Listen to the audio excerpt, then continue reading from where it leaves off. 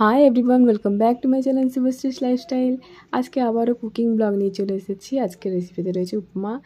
তার জন্য প্রথমে সর্ষে ফোড়ন দিয়ে কারিয়া পাতা আর পেঁয়াজ দিয়ে একটু হালকা ভেজে তারপরে উপর থেকে শুকনো সুজি দিয়ে দিতে হবে। এরপর সুজিটা সম্পূর্ণভাবে মিক্স করে ভালোভাবে নাড়িয়ে নিতে হবে যাতে পেঁয়াজের সাথে সম্পূর্ণভাবে মিশে যায়। এবার কিছুক্ষণ নাড়ার পর হালকা হালকা একটু কালারটা যখন আসবে লাল লাল, তখন একটু নুন দিয়ে দেব। সেরকম কিছুই লাগে না উপমাতে। আর এরপর হালকাভাবে ভেজে যতটা জল মনে হয় যে জল যতটা শুকনো খাবে সেই মতো জল দিতে হবে। তো এটা একটু শুকনো শুকনোই হয়। তো জল দিয়ে একটুক্ষণ হালকা ডিম আঁচে রেখে দিলেই উপমা রেডি হয়ে যাবে। তো আজকের উপমার রেসিপি হচ্ছে এটাই। দেখুন কেমন হয়েছে আমার রেসিপি। এটা সকালের ব্রেকফাস্টের জন্য দারুণ একটা রেসিপি। তো এরপর দুপুরে লাঞ্চের জন্য তৈরি হচ্ছে পেঁয়াজ টমেটো পোস্ত। তার জন্য প্রথমে কড়াইয়ে তেল নিয়ে নিয়েছি। এরপর তেলে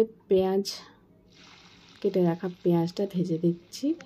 মানে হালকা ভাজার পর তারপর একটু হালকা হালকা লাল রং হবে তখন টমেটোটা উপর থেকে দিয়ে দিতে হবে। টমেটো কুচি করে রাখা রয়েছে। আর পেঁয়াজের পর একটু লঙ্কা কুচিও দিতে হবে। লঙ্কাটা কুচি কুচি রাখলে ভালো। এরপর টমেটো দিয়ে দিলাম। টমেটো দিয়ে নুন দিয়ে ভালো করে মিক্স করে নিতে হবে। এগুলো খুবই সিম্পল রেসিপি। যখন বাড়িতে মাছ মাংস হয় না, এই রেসিপিগুলো দিয়ে দারুণভাবে ভাত খাওয়া যায়। তো একটু নুন দিয়ে দিলাম যাতে টমেটোটা সম্পূর্ণভাবে গলে যায় আর সুন্দরভাবে মিক্স হয়ে যায়।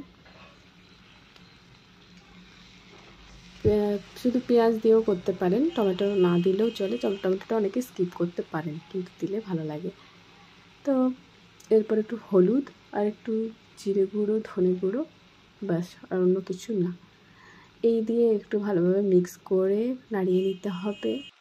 সবটা ভালোভাবে মিক্স করে একটুক্ষণ ওয়েট করতে হবে। মানে টমেটোটা একটু নরম হবে, গলে যাবে।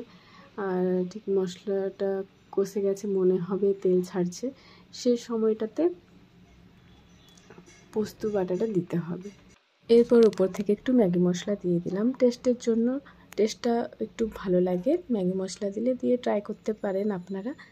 তো টমেটোটা এখন একটু গোটা গোটা রয়েছে, তাই আর একটুক্ষণ নাড়িয়ে নিতে হবে, কষিয়ে নিতে হবে। এরপর একটু জল দিয়ে নরম করতে হবে। উপর থেকে সামান্য পরিমাণ জল দেব। জল দিয়ে আর একটুক্ষণ কষিয়ে নিলেই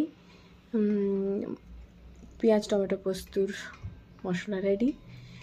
একটুক্ষণ কষিয়ে নিতে হবে যতক্ষণ না জলটা একটু টেনে নিচ্ছে। তারপর তখন পোস্ত বাটা দিতে হবে।